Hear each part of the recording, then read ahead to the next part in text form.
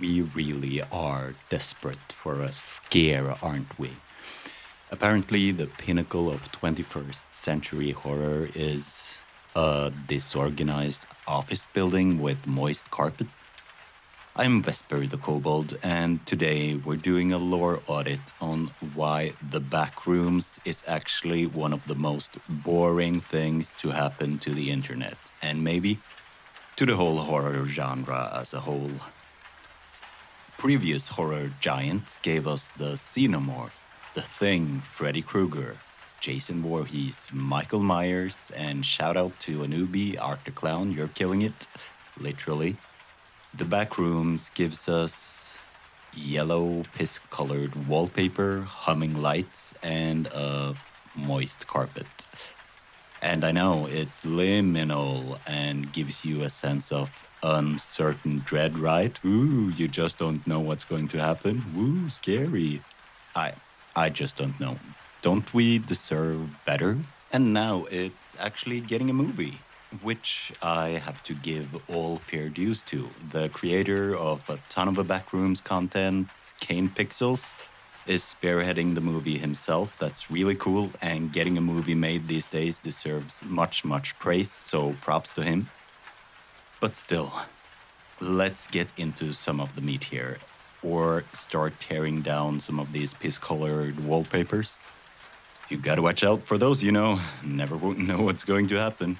From what I gather of the Backrooms, the pitch is, or the idea, so to say, is based on liminal spaces, places like hallways, rooms, parking garages, airports, usually empty. But the hook is that it feels off. Something is wrong. I get it, I think. But that's basically it. And maybe sure, it's a bit unsettling to look at for maybe 1 minute, and then you go about your day. If the idea of a slightly disorganized room makes your skin crawl and hide under the covers, you might just need to read or watch some actual real horror. Freddy haunts your dreams. Michael stalks you, does not stop, and he always gets back up. Jaws made people, even to this day, fear or do a double take of getting into the water. The Sawyers from Texas Chainsaw and the Firefly family from House of a Thousand Corpses can make you feel so grimy and disgusting that you need a shower after watching. The Backrooms make you say, huh, and then you go about your day.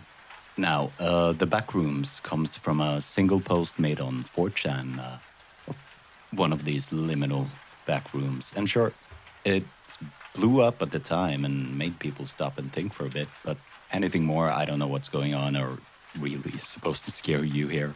And the rebuttal, sure, I've seen it so many times. It might be, but there are more rooms. There are levels. It goes on forever. And yeah, sure, there might be more disorganized rooms with the humming lights and I think my point here is real horror requires stakes, a something, an other. And sure, in the countless videos of Backroom Lore, they try to explain to you that there are entities populating these moist, drab, endless rooms, skinny, dark stickmen standing in corners. Looks like something out of Skibbity Toilet to me, but sure, be my guest. And as I mentioned, the horror of a liminal space is the emptiness and the unsettling sense of wrong. The moment you add a monster that screeches like a dial-up modem, you've just made a bad jump scare in your concept. It's idiotic. It's horror for people who think loud and in your face equals scary. If you are enjoying this lore audit, or if you also think that modern horror may have lost its mind, hit subscribe. We do this every Sunday here in the Kobold's Cave. Back to the Backrooms. And like any self-respecting creepypasta or the like, there's a wiki.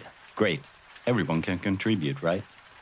Now let's take a look here. There's a room with infinite almond water, a room that's a library, but oh no, the books are blank.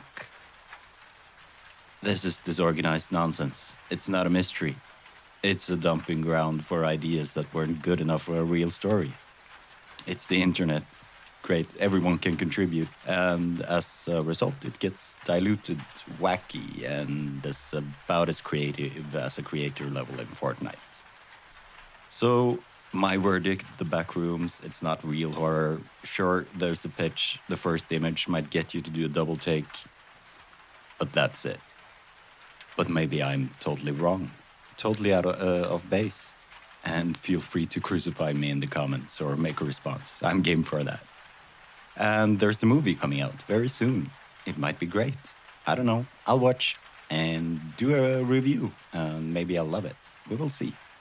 Next week, though, we're heading out of the moist yellow rooms and back, hopefully, to something more interesting. But I want to hear from you, the people who grew up with the horror icons I mentioned.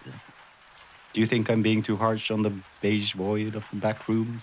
Make the case for it in the comments. Or better yet, tell me who your ultimate horror icon is. Who is the one character or creature that actually left a scar on your psyche?